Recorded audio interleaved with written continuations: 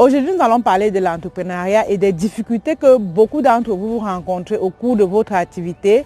Mais ce que nous allons faire, c'est essayer de vous donner des conseils qui vont essayer de vous motiver, qui vont vous amener à aller jusqu'au bout. Parce que l'expérience a montré que si 100 entreprises ouvrent aujourd'hui, dans 5 ans, 98 vont fermer et 2 vont résister. Pourquoi? Parce qu'ils n'ont pas de clients pour pouvoir assurer leurs charges. Donc, nous allons essayer de développer déjà ces difficultés by Philippe Simo, comme j'ai mis dans le titre. Déjà, pour toi qui ne me connais pas, je suis Anastasie Kadi, entrepreneur e-commerce, très passionné de business. Donc, si tu es nouvelle déjà, je te prie de t'abonner, de cliquer sur la cloche de notification pour ne plus rien rater. Car sur cette chaîne, tu vas découvrir des astuces qui vont te permettre d'évoluer facilement en affaires. Déjà, avant d'aller plus loin, qui est Philippe Simo? Philippe Simo, c'est un jeune entrepreneur camerounais qui a longtemps vécu en France, mais aujourd'hui, il se retrouve au Cameroun et il évolue dans plusieurs activités, à savoir l'élevage de poulets, il fait aussi dans l'élevage des porcs, dans la pisciculture, dans l'agriculture. Donc, il fait vraiment beaucoup d'activités. C'est un jeune entrepreneur camerounais vraiment à suivre de très près. Pour toi qui ne le connais pas, je vais essayer de donner ici le nom de sa chaîne qui est Investi au pays. Déjà, va t'abonner parce que dans cette chaîne, tu vas trouver vraiment beaucoup d'éléments qui vont te permettre d'évoluer dans les affaires et plus particulièrement en Afrique. J'ai décidé de faire ce thème aujourd'hui parce qu'il fallait que j'essaye de parler aux jeunes, déjà pour les faire savoir que le secteur de l'entrepreneuriat, c'est quelque chose qui n'est pas facile. Vous allez entendre tout le temps, je veux me lancer dans l'entrepreneuriat. Laissez-moi vous dire que c'est bien beau, mais sachez aussi que ce n'est pas facile. Toi qui m'écoutes aujourd'hui, peut-être tu es dans ce secteur, mais tu constates que ce n'est pas facile. Mais ce que je vais déjà te dire, c'est de tenir bon. C'est vraiment pas facile. Tiens bon, mais pour aller plus loin, je vais essayer de parler de Philippe Simo. Il est au Cameroun, ça fait déjà environ, disons, 1 an, vous voyez, et il a lancé plusieurs activités à la fois. Il rencontre vraiment certaines difficultés. Bon, c'est vrai, c'est un homme de caractère, ça veut dire que ça ne l'affecte pas tellement, ça peut l'affecter, mais pas autant. Je vais juste essayer de prendre son histoire et puis l'associer à ce que j'ai à vous dire et pour qu'ensemble, nous essayons de tirer des solutions. Ce qui se passe, c'est quoi? C'est qu'il y a quelques mois, dans l'un de ces champs, il y a un féticheur. En Afrique, on les appelle les féticheurs, les marabouts.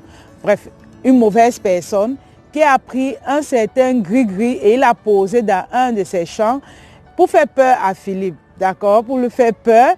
Mais ce qui s'est passé, c'est quoi? C'est que Philippe, lorsqu'il est arrivé dans le champ, qu'est-ce qu'il a fait? Il a retiré ce fétiche-là.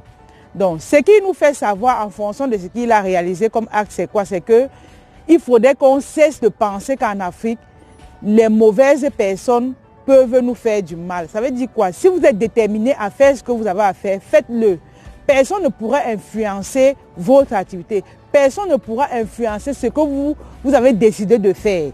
Vous comprenez? Donc, il a retiré ce fétiche-là tout en disant à ce monsieur que toi, tu ne peux rien me faire.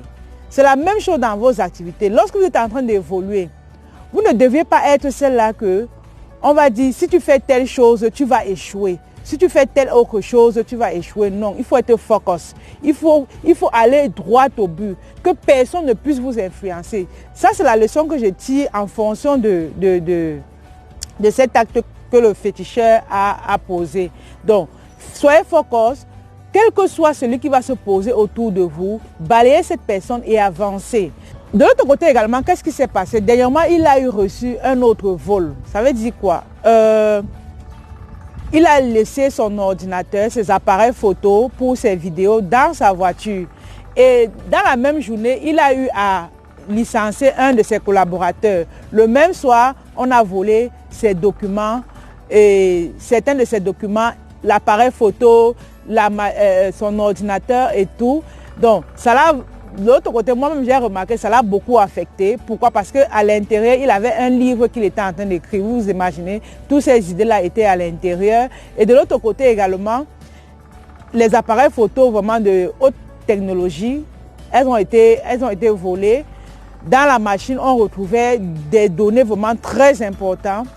Et vraiment, ça l'a vraiment beaucoup affecté. Ce qui l'a fait savoir aussi par rapport à ça, c'est que ces gens-là ne pensent pas que ça pourra l'éteindre.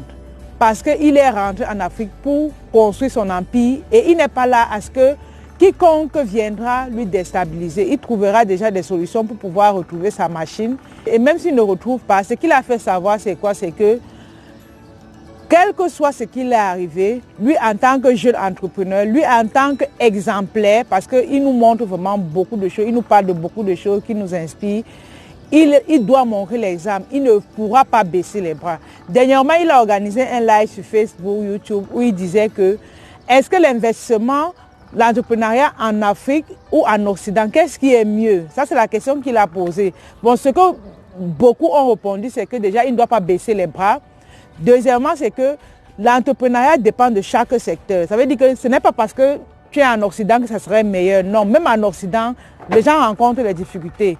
Même en Afrique, on rencontre les difficultés. Malgré tout, ici, il y a eu beaucoup de cours, mais je ne vais pas trop entrer dans les détails. C'est que la vidéo sera vraiment longue. Même si tu es en Afrique et que tu veux te lancer en Afrique, il ne faut pas baisser les bras parce que quel que soit le lieu où tu vas te trouver, tu vas rencontrer les difficultés. Ce que vous avez juste à faire, c'est d'être fort. C'est d'être cette personne-là qui s'est fixé des objectifs et dit que malgré les obstacles, il faudrait que j'atteigne mes objectifs. Malgré les obstacles, il faudrait que je fasse ce que j'ai à faire. Donc c'est la leçon que je voulais partager avec vous aujourd'hui, que malgré tout ce que vous allez rencontrer dans votre activité, que ce soit cette activité que vous le faites en ligne, que vous le faites en présentiel, quelle que soit la difficulté que vous allez rencontrer, quels que soient les coûts que vous allez recevoir, ce que vous avez à faire, c'est de vous focaliser sur votre objectif, d'avancer. C'est pour ça qu'on parle de la vision. Vous devez avoir une vision, parce que quand vous êtes un visionnaire, ça permet à ce que, quel que soit ce que vous allez rencontrer, la nature vous a déjà infligé cela de telle sorte que vous allez seulement avancer. Donc, fixez-vous des objectifs et une vision. Et c'est cette vision-là qui va vous permettre que, malgré toutes les difficultés également que vous allez rencontrer, vous allez, comme on dit au Cameroun, sauf que vous relevez et avancer dans de bonnes conditions.